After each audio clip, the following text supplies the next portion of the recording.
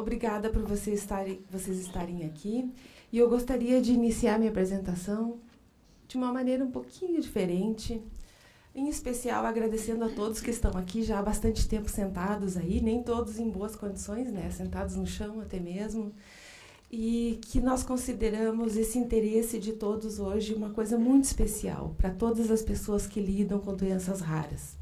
Eu sou médica, eu estou na linha de frente há 20 anos, cuidando de pacientes com doença rara.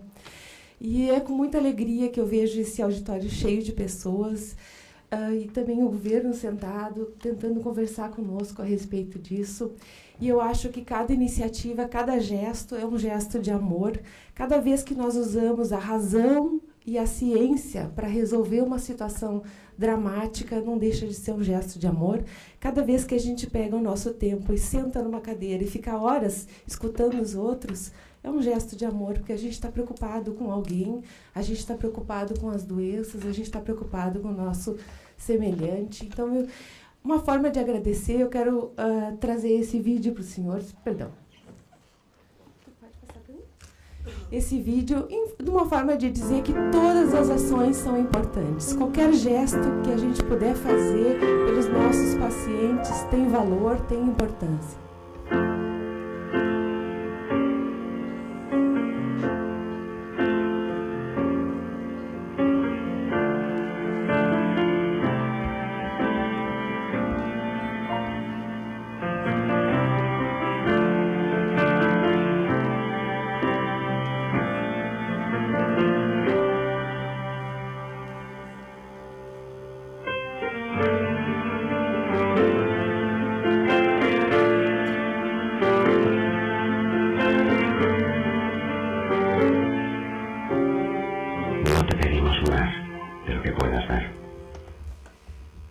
Isso era uma propaganda antiga, né, da Associação de Oncologia Pediátrica Espanhola, e eles dizem: nós não te pedimos mais do que você pode dar. E acho que todos nós podemos, de alguma maneira, contribuir. Então, esse é o meu agradecimento a todos que estão aqui. Eu venho falar sobre hipertensão pulmonar e sobre doença tromboembólica pulmonar crônica com hipertensão pulmonar, uma das formas, né, de hipertensão pulmonar.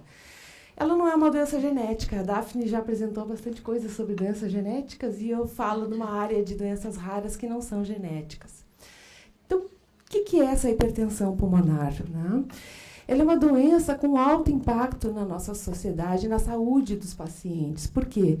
Se eu não diagnosticar rapidamente os meus pacientes, num período de 2 anos, metade deles vai estar morto.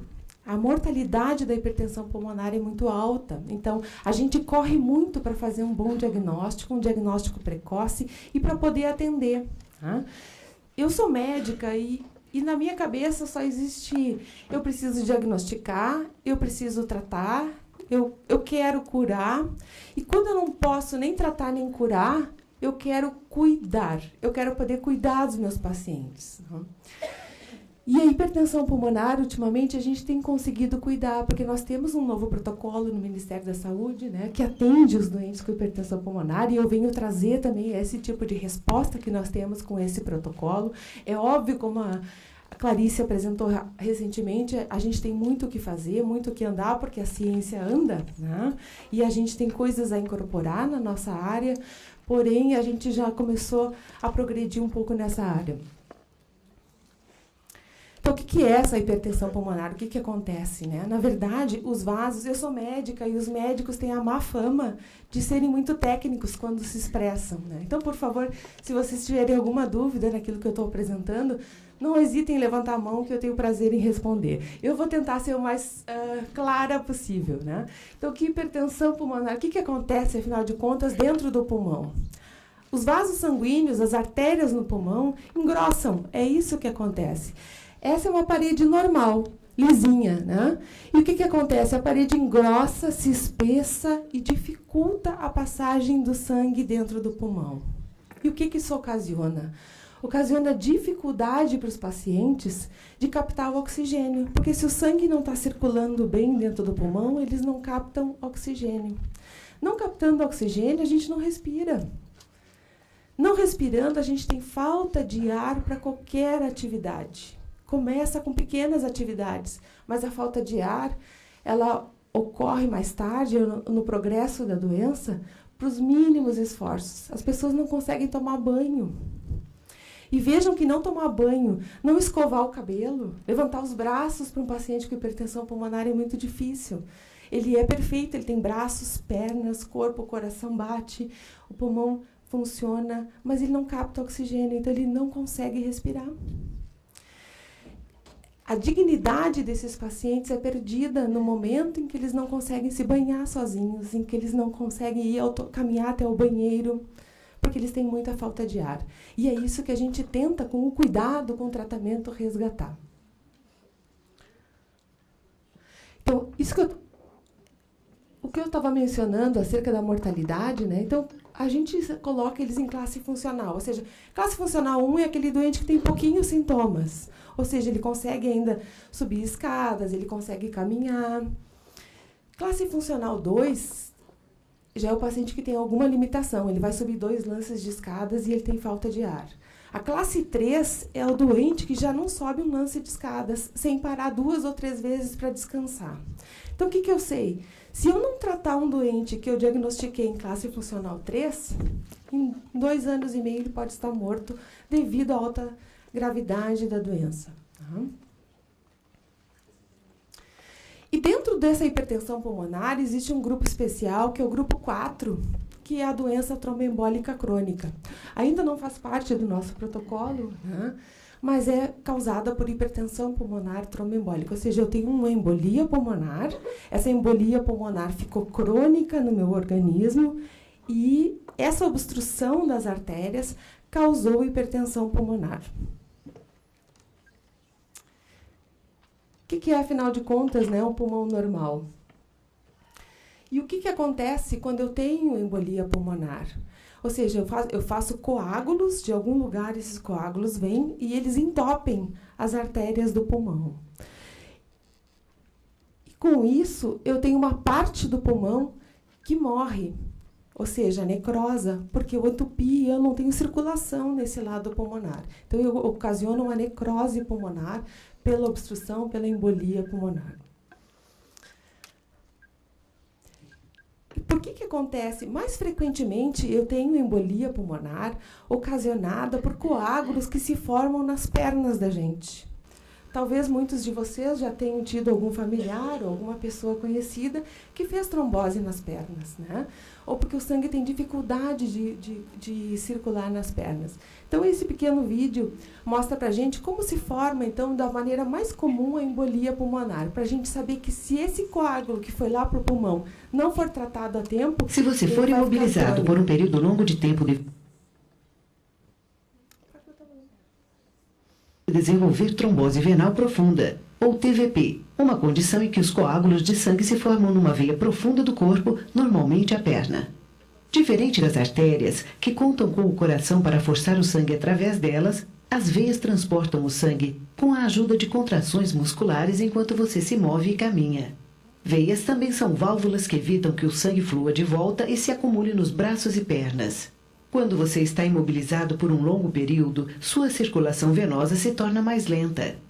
Como resultado, fatores coagulantes no sangue podem fazer com que o sangue em movimento lento se acumule, formando um coágulo sanguíneo ou trombo. Esta condição é chamada de trombose venal profunda, ou TVP. Sintomas comuns de TVP são inchaço da perna ou de uma veia da perna, dor ou sensibilidade na área, aquecimento crescente da pele e pele avermelhada ou descolorida. Em alguns casos de TVP, um coágulo pode se deslocar da veia profunda e entrar na corrente sanguínea. O coágulo viaja da veia profunda da perna, através das veias do abdômen, até o coração. E, finalmente, se aloja na artéria pulmonar ou suas ramificações, bloqueando o fluxo de sangue aos pulmões. Esta condição, chamada embolia pulmonar, é muito séria e pode danificar permanentemente uma porção do pulmão. Se o coágulo for grande ou se houver muitos coágulos, a embolia pulmonar também pode levar à morte. Se você apresentar sintomas de embolia pulmonar, por favor, avise seu médico ou enfermeira imediatamente. Estes sintomas podem incluir perda de respiração, dor repentina e aguda no peito, uma sensação de aturdimento ou tontura, batimentos cardíacos acelerados ou irregulares, ou tosse que produz sangue. Para ajudar a prevenir trombose venal profunda e embolia pulmonar, seu médico pode pedir o seguinte: caminhe periodicamente para evitar que o sangue se acumule em suas pernas. Use meias de compressão e tome medicamento anticoagulante.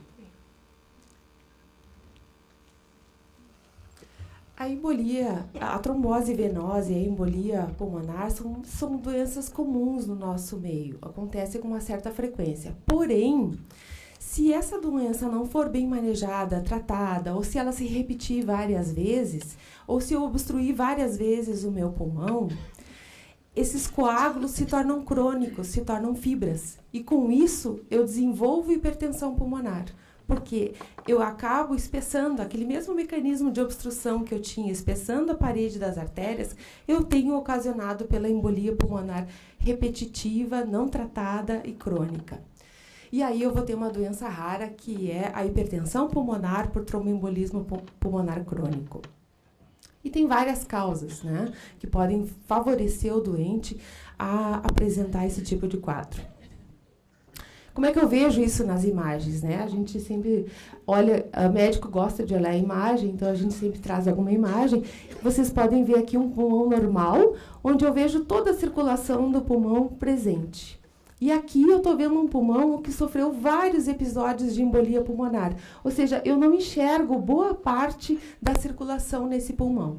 Se essa circulação está obstruída, o sangue não circula bem. Se ele não circula bem, eu tenho hipertensão pulmonar e tenho dificuldade de oxigenar o meu organismo. Da mesma maneira, a gente pode olhar aqui também, ó. Eu tenho uma rarefação nesse lado, né, dos vasos sanguíneos em relação ao outro. E essa é a forma, a gente normalmente tem a ideia de operar quem tem embolia crônica, ou seja, quem obstruiu e o trombo ficou duro, lá encalacrado, como a gente fala, né, dentro da artéria, a gente tem a possibilidade de tentar retirar esse trombo na tentativa de curar esse paciente. E a gente faz no Brasil essa cirurgia. Então, como é que é? A gente tem o coágulo agudo, que é aquele coágulo escuro, né, que se forma, e se esse coágulo não for tratado, ficar dentro dessa artéria e não for manejado, ele pode ficar crônico, com aspecto duro de fibrina, e a gente pode retirá-lo em algumas situações, né? Então, essa cirurgia tem um nome comprido e difícil, né, que se chama tromboendarterectomia pulmonar, ou seja, é a retirada desse coágulo.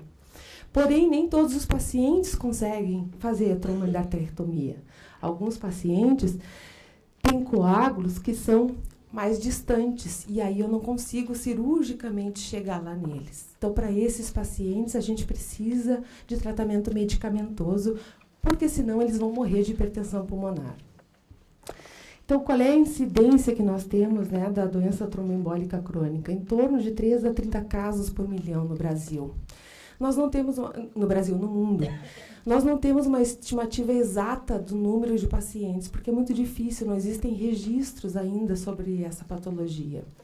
Nós estamos agora na região sul, Paraná, Santa Catarina e Rio Grande do Sul, montando um registro para que a gente possa, então, com esses números, poder manejar melhor os nossos doentes, entender melhor a nossa realidade, entender os nossos números, para que, então, a gente possa racionalmente e à luz da ciência fazer o manejo dos nossos doentes. Então, os sintomas são esses, né? Eles têm a maioria deles tem falta de ar ao menor esforço, eles têm edema, ou seja, inchaço nas pernas, tem cansaço, tem dor no peito, pode ter desmaios. E aí a gente pergunta para os pacientes como é que eles sabem se o caso deles é cirúrgico ou não. Como é que o paciente vai saber se o caso é cirúrgico ou não? O caso se torna cirúrgico quando eu consigo atingir mecanicamente os coágulos. Ou seja, se os coágulos estão mais na parte onde os vasos são mais largos, mais grossos, cirurgicamente eu consigo, com as pinças que nós temos hoje, chegar lá e retirar esses coágulos. Porém, se a maioria dos coágulos ficar nessa região que a gente chama de região 3, eu não tenho como chegar, porque os vasos são tão fininhos que nem por microscopia eu consigo retirá-los. Então, eu não posso manejar cirurgicamente. Eu preciso, então, e hoje eu tenho alternativa de tratamento medicamentoso para esse tipo de alteração nessa anatomia. Então, a primeira escolha para todos os doentes que têm embolia pulmonar crônica é sempre tentar cirurgia. Por isso que a gente insiste que os doentes vão a centros de referência, que eles sejam tratados em centros de referências capazes de fazer a cirurgia. E, porém, quando não é possível, a gente hoje dispõe de terapia medicamentosa. Vou mostrar para vocês um outro caso que a gente operou, que tinha essa... A gente não, em vermelho é a circulação. Aqui está faltando circulação nessa paciente. Operando ela foi operada em 11 de agosto. Esses foram os trombos que nós retiramos de dentro do pulmão e hoje ela está curada. O sonho dessa paciente era dançar, ela queria muito dançar. Hoje ela faz parte de um grupo de dança de salão e vive a vida dela normal, é considerada curada, não tem mais hipertensão pulmonar, bastou uma cirurgia para ela. E esse acesso à cirurgia a gente tem que garantir. E o acesso ao tratamento também para quem não consegue operar, também a gente precisa tentar atingir. Por outro lado, eu vou mostrar para vocês um outro caso de um paciente de 45 anos que precisou parar de trabalhar porque ele se sentia muito cansado e tinha dificuldade. Lá pelas tantas, aos 45 anos, ele começou a ficar muito cansado, tinha falta de ar. E aí, tinha uma história de nunca ter fumado, fazia todas as suas atividades físicas, cuidava e sustentava da sua família. Ele era o arrimo da família, era o chefe da casa. E nos últimos meses sentiu que o fôlego dele ficou muito curto. Ele procurou um médico, fez vários exames e fez um ecocardiograma simples, que disse para ele, olha, o senhor tem hipertensão pulmonar. Isso para ele foi uma notícia desoladora, primeiro porque poucas pessoas sabem o que é a hipertensão pulmonar. E as pessoas, quando ganham uma notícia de uma doença rara, se sentem muito sozinhas, muito isoladas no seu meio, porque eles não acham pares. É difícil encontrar alguém que tenha a mesma doença no seu convívio social ou no seu meio. Então, isso já começa a desestabilizar uma família, já começa a desestabilizar uma pessoa. Então, ele foi afastado das suas atividades laborativas, porque até que ele conseguisse entender a doença e pudesse manejar essa doença. E isso foi um transtorno para ele e para a família dele, porque a família inteira dependia dele. E esses são os exames que ele tem, que, na verdade, comprovou que ele tinha uma doença pulmonar crônica, só que na tomografia a gente viu que ele estava lá naquela região 3 do pulmão, a gente cirurgicamente não conseguia chegar nele. E ele tem esse diagnóstico de hipertensão pulmonar tromboembólica crônica não cirúrgica. Então, a gente hoje tem a opção de fazer endarterectomia, que é a cirurgia, mas também pode usar a terapia médica para hipertensão pulmonar. Nesse momento, isso são pacientes. Nesse momento, o paciente ingressou num estudo clínico. Daí também a importância do nosso país possibilitar os estudos clínicos para os nossos pacientes, né? Porque muitas vezes eles conseguem acesso à terapia através dos estudos. Em especial os estudos de fase 3, onde a gente tem um benefício mais comprovado acerca do efeito do tratamento. E ele ingressou nesse estudo. E esse estudo mostrou bons resultados para o paciente com hipertensão pulmonar, tromboembólica.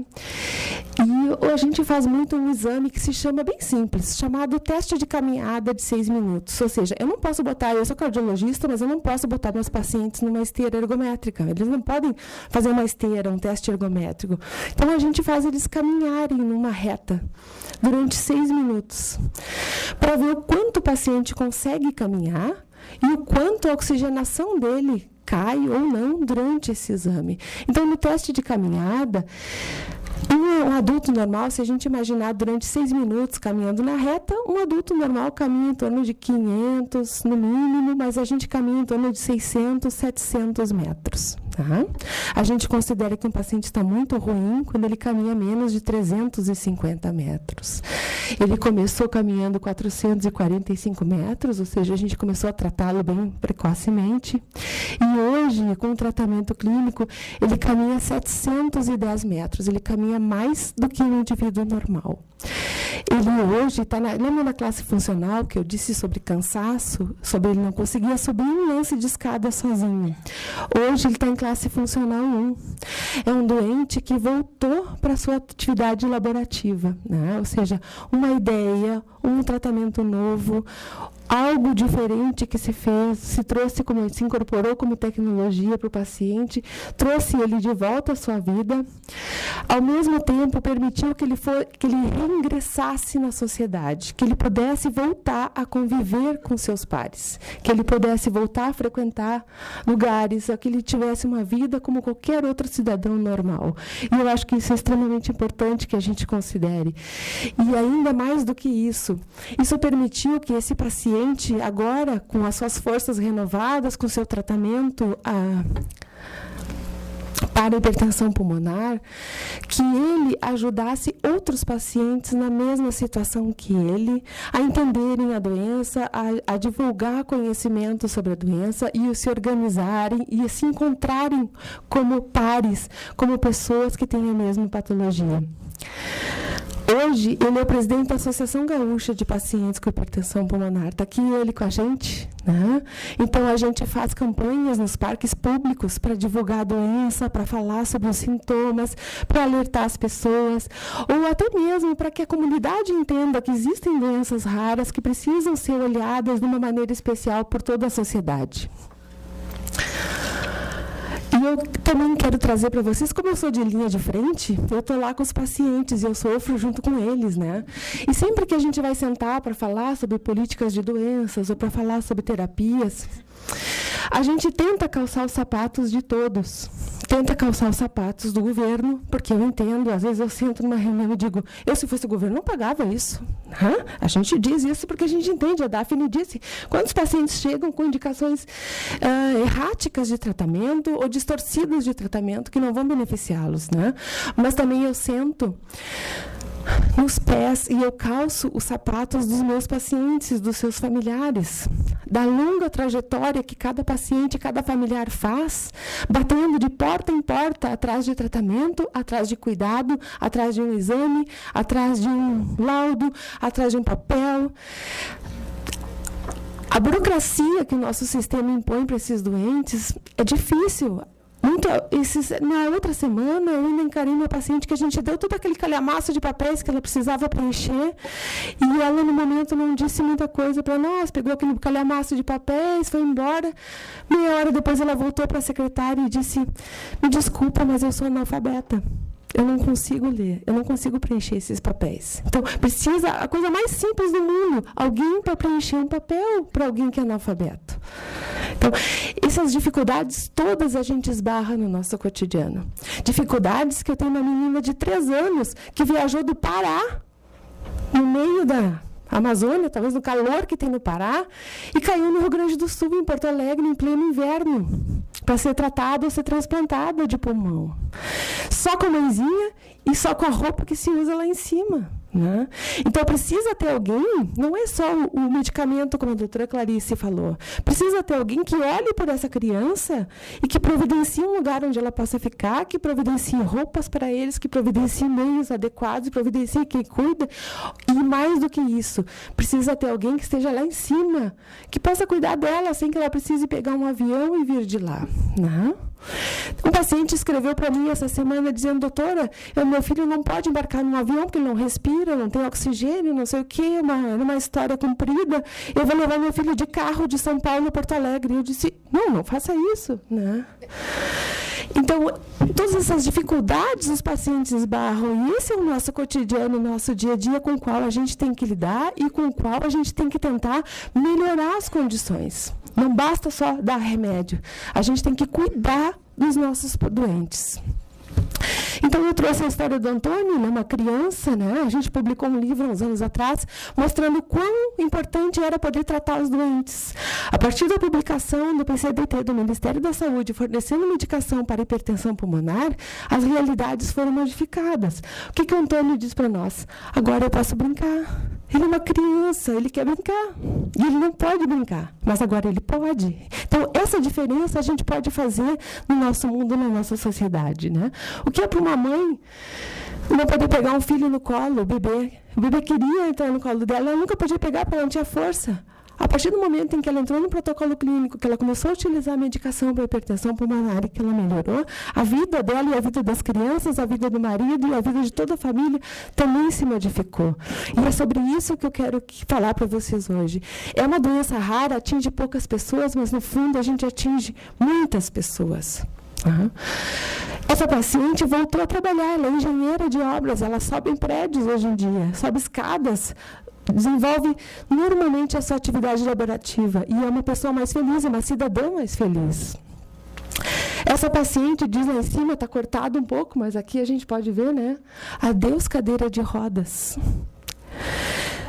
A gente, às vezes, tenta procurar milagres de outras formas, mas esses são os milagres que a gente faz. A gente faz milagre com ciência, a gente faz milagre com tecnologia, a gente faz milagre com racionalização das coisas. Né? Isso é racionalização, é medicação que foi fornecida para uma paciente. Ela largou a cadeira de rodas. Né? E, por fim, para encerrar minha participação, eu gostaria de dizer para vocês que todos nós, de alguma maneira, temos, quando vemos um doente com doença rara, ou vemos batendo na nossa porta do governo, né? Um grupo de pacientes, um grupo de médicos reclamando, pedindo, né? Parece para nós uma coisa muito difícil. É um obstáculo na nossa estrada. Quando eu comecei a trabalhar 20 anos atrás com doença rara, para mim isso era um obstáculo, era assustador, né? O que eu vou fazer com esse doente? A sensação que eu tinha, desculpem vocês, mas a sensação que eu tinha quando eu comecei a trabalhar é que parecia para mim que o meu serviço era o Vale dos Leprosos. Ou seja, o que ninguém conseguia tratar em nenhum lugar, atirava no nosso serviço, ou jogava o paciente no nosso serviço para ser tratado, porque não tem mais o que fazer, a gente não tem o que fazer, eu jogava os pacientes nos serviços. Hoje não é mais essa a nossa realidade, nós temos outra realidade. E o que nós queremos é mudar para melhor ainda essa realidade. Que a gente saiu dessa situação, nós saímos do inferno, né? Mas a gente ainda não está no céu. A gente está no purgatório das doenças raras ainda. E eu quero, assim como a Daphne e os outros meus colegas, chegar no céu. Né? Talvez não nas condições mais perfeitas, mas em condições melhores de trabalho. E eu quero dizer a todos vocês que todos são muito importantes nessa luta. Né? A doença rara é um tronco, é um obstáculo no nosso cotidiano.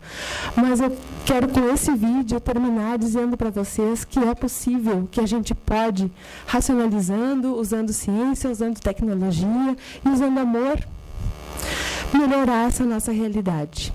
Então, muito obrigada a todos por terem me ouvido. E eu encerro, então, com esse vídeo, que é alusivo àquilo que eu estava mencionando anteriormente. Obrigada.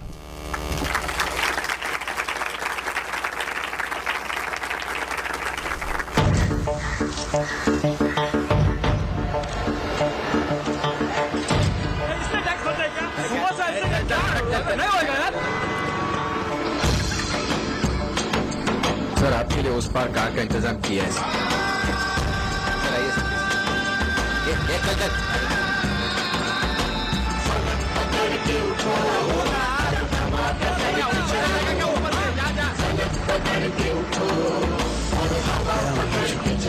I hate this country. चलो तो हिंदुस्तान चले चलो तो हिंदुस्तान चले तुम चलो तो हिंदुस्तान चले तुम चलो तो हिंदुस्तान चले लगा हाथ के सूरज सुबह निकाला करे हथेलियों में भरे धूप और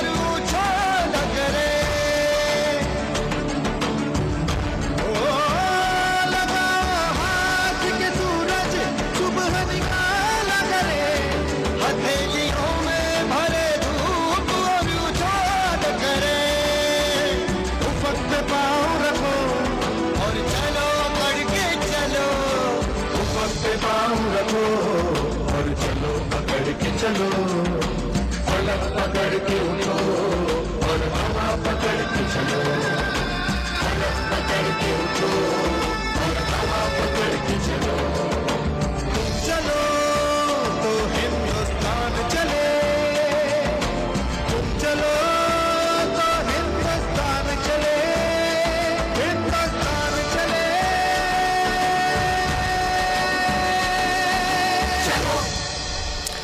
Então, não importa o nosso tamanho, importa que trabalhemos juntos para que a gente consiga alcançar os nossos objetivos. Obrigada.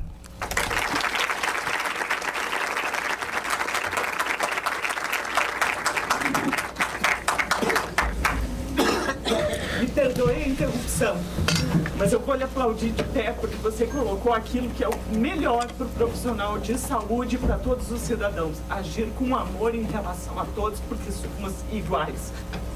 Depois eu vou falar um pouquinho.